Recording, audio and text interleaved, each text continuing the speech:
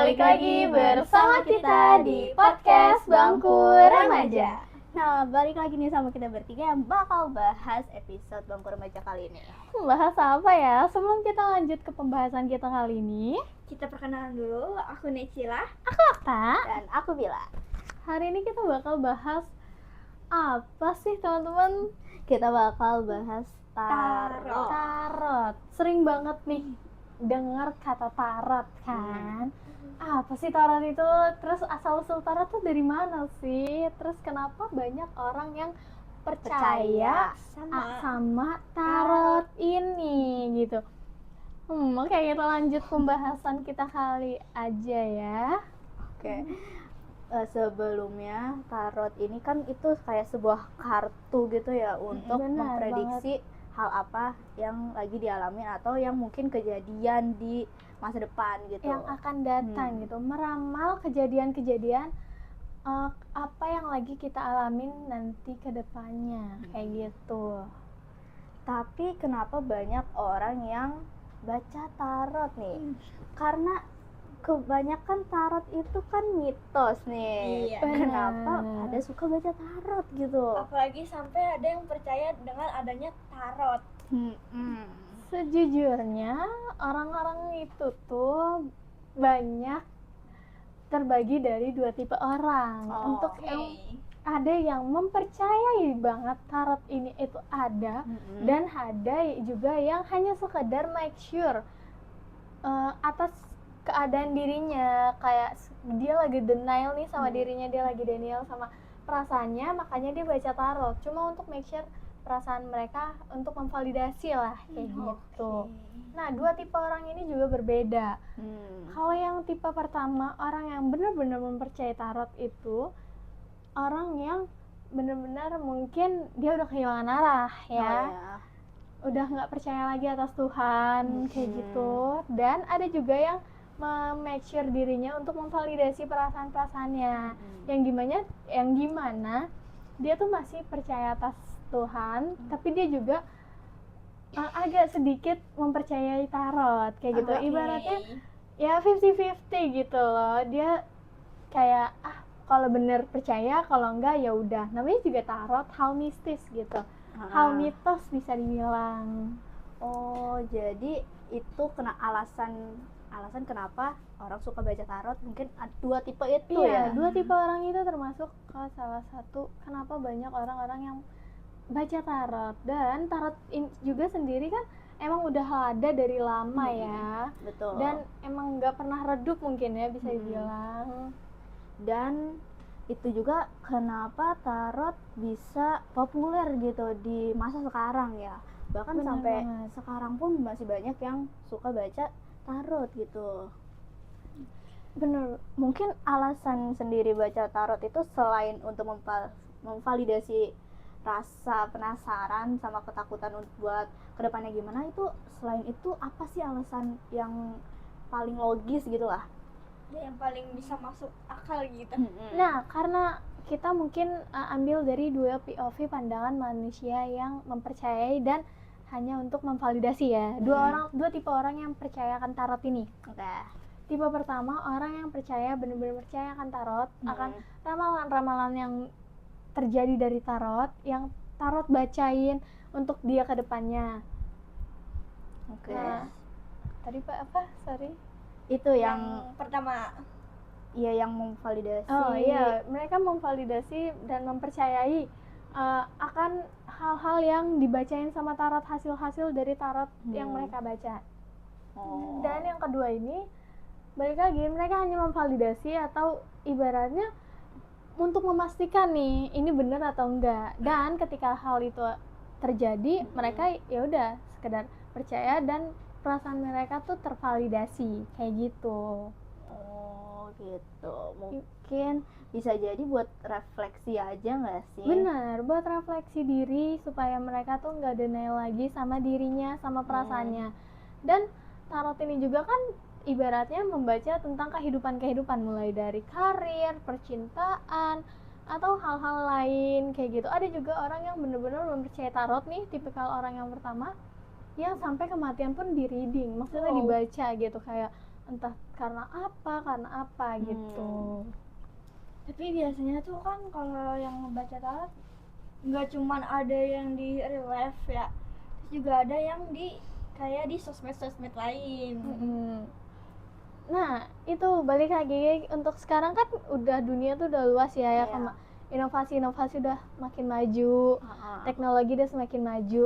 Mungkin dulu adanya tarot tuh itu baca tarot dari tangan, Oh, kayak iya. baca-baca. Mungkin kalian yang paham pasti ngerti nih arti garis-garis tangan biasanya kayak gitu. Dan itu tuh masih ada di kota-kota tua. Oh, yang Kota masih banyak tua, banget iya ya? di kota tua Jakarta Barat. Iya. Itu masih banyak orang-orang yang baca tarot Baca. dari tangan, dari garis tangan. Itu dia meramal entah tentang apa yang mau kita. Misalnya kita mau baca tentang percintaan, mereka bakal bacain tentang percintaan kita, struggle-nya apa aja yang bakal dihadapin kayak gitu. Begitu juga sama di kehidupannya. Dan untuk yang online ini biasanya mereka itu lebih ke baca tarot dari kartu gitu, karena secara virtual mereka akan membacakan kartu-kartu yang bakal keluar dari si pembaca tarotnya itu. Kita sebagai orang yang memesan tarotnya hanya menikmati hasilnya, dan ibaratnya kita mempertanyakan aja hasil yang kayak gimana gitu-gitu, apa yang mau kita tanyakan dari hasil tarotnya, ibaratnya di readingnya gitu. Jadi kita nanya, dia ngejawab. Benar banget. Kita memvalidasi apakah pertanyaan yang kita keluarkan dengan tarot yang kita dapetin, hasil yang keluar itu sesuai nggak nih kayak gitu, atau bisa dibilang pikiran kita A, terus dari tarot hasilnya B, terus kita pasti pertanyakan dong, kok hasilnya beda kayak gimana. Nah itu nanti waktu yang menentukan kayak gitu. Karena kan tarot itu membaca untuk kedepannya kayak gitu, atau bisa juga membaca untuk hal-hal di sekarang, di situasi sekarang yang bisa dibilang saat ini kayak gitu. Berarti waktu yang akan datang dan yang sekarang. Bisa juga yang sekarang, tapi lebih banyak tuh tarot untuk membaca waktu yang akan datang, di masa yang akan datang, entah 1 hari, 2 hari, sebulan, setahun, atau gimana pun kayak gitu.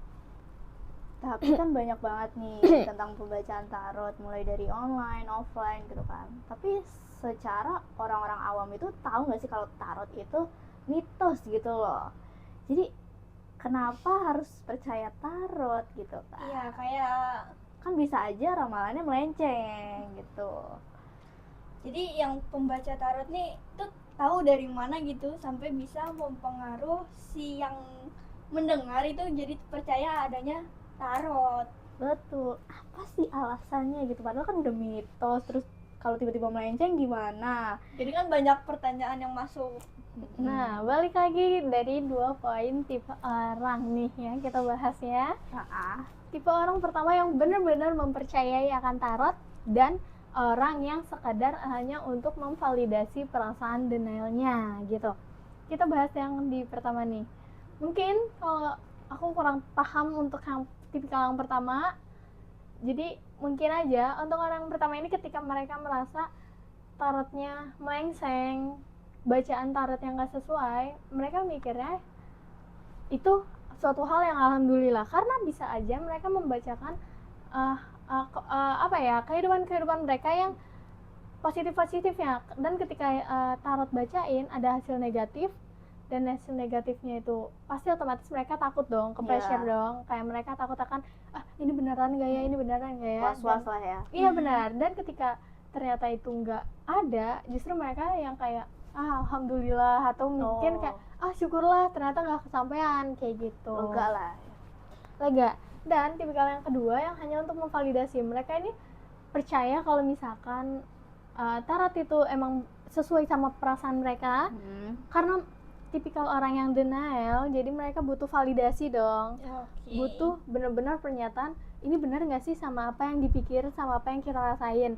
Dan ketika ternyata perasaan itu benar sama tarot yang dikeluarkan, bacaan yang dikeluarkan nih dari kartu yang keluar bacaannya itu, ya udah mereka ngerasa kayak berarti emang ini ternyata beneran kayak gitu. Dan kalau misalkan nggak beneran atau kayak mungkin ya udah mereka sekadar ya udah ternyata nggak harus diambil pusing kayak gitu.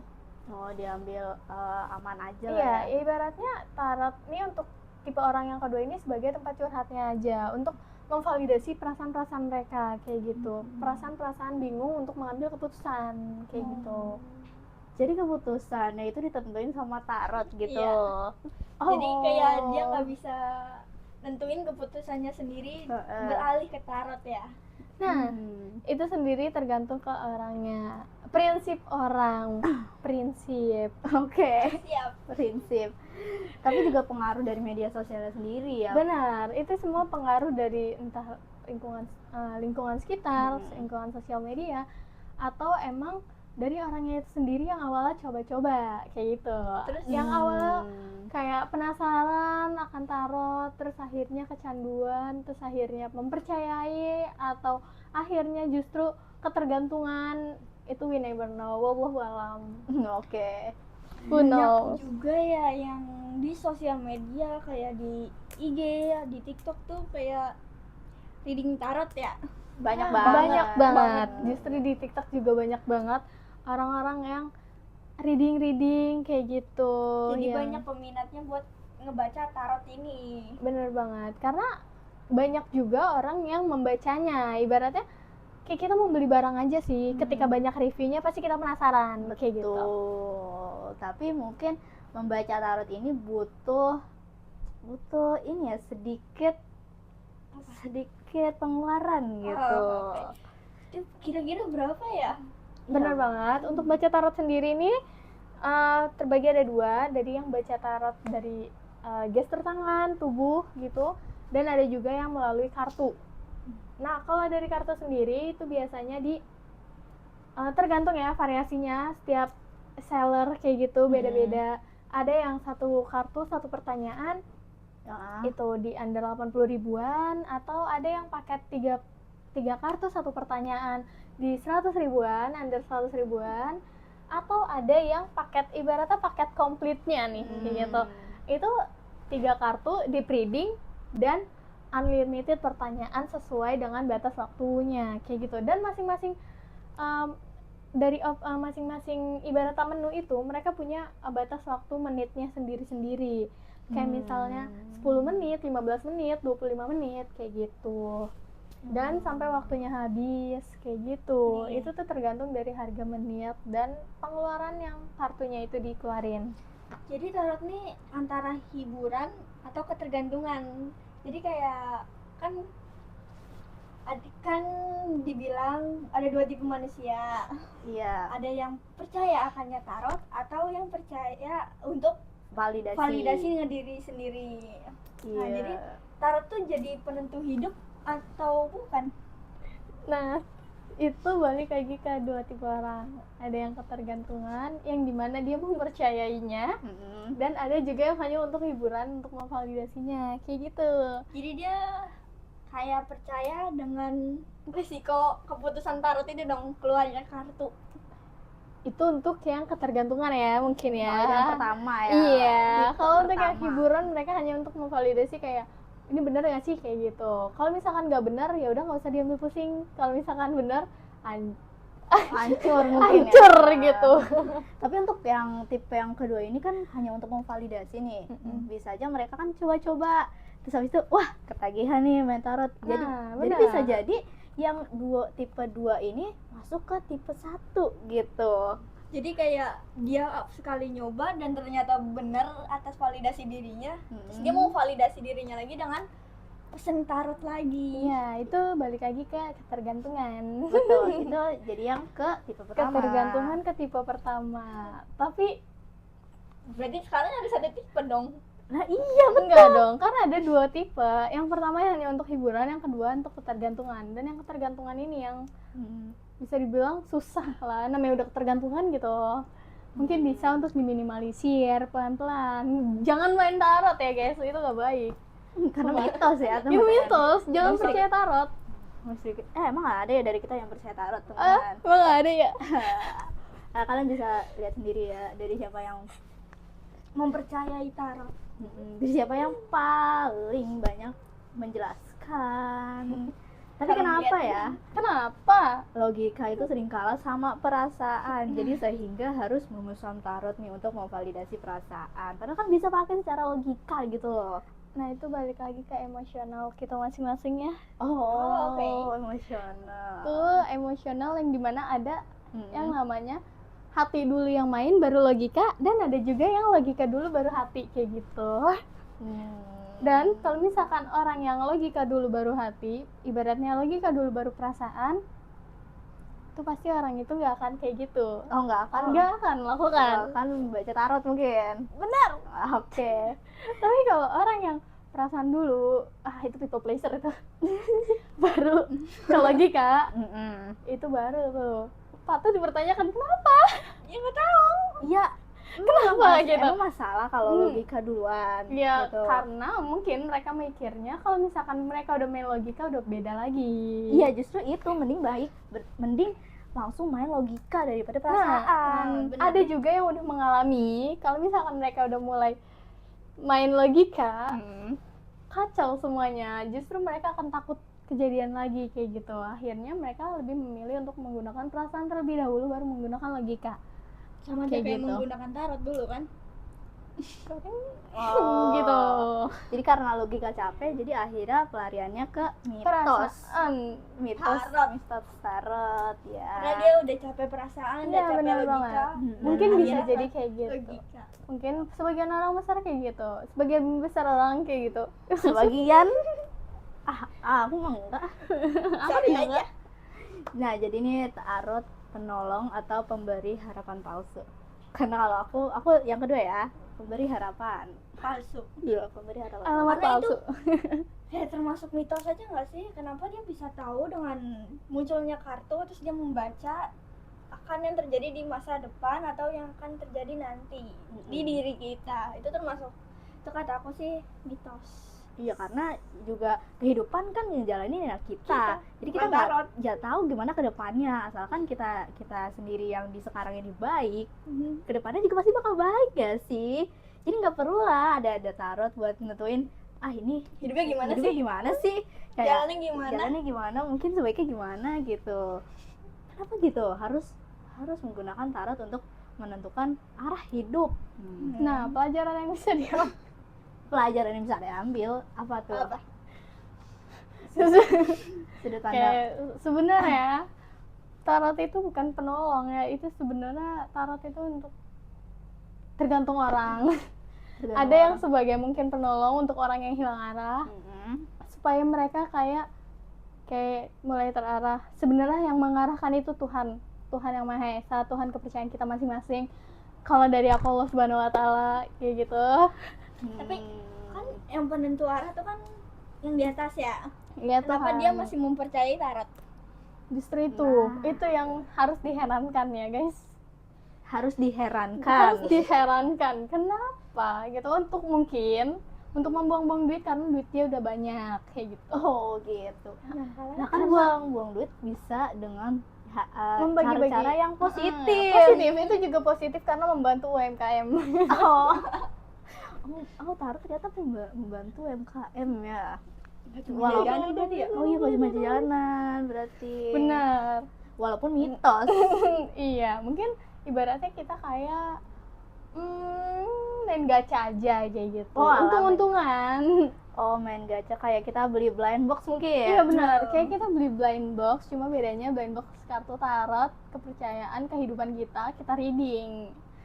Apa yang harus kita lakukan kayak gitu. Entah memvalidasi perasaan atau Terus mencegah kehidupan untuk kedepannya kayak gitu. Ya intinya kita jangan mempercayai tarot. Benar, aja. percaya sama tarot itu bodoh.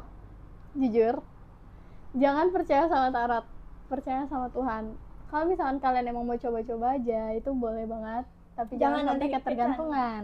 Nanti candu ya. Jangan sampai ketergantungan. Dan jangan meremehkan kebutuhan emosional orang lain. Tetapi yang penting itu tetap berpikir secara Logika, kritis. berpikir kritis secara logika, mempunyai prinsip utamanya sih sebenarnya.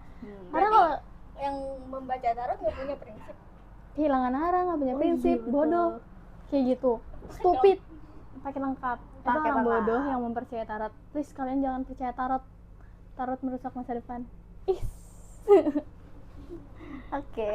Oke, mungkin itu mungkin yang dicari orang tuh sebenarnya bukan jawaban ya dari tarot-tarot itu, entah dari kartu atau readingan dari garis-garis tangan, tapi cukup rasa yang harus didengarkan, karena banyak sebagian orang yang membaca tarot itu hanya untuk meluapkan emosional mereka. Balik lagi, karena kan ada yang dari logika terus baru ke perasaan, dan tipikal orang yang suka membaca tarot ini tipikal yang perasaan dulu baru logika.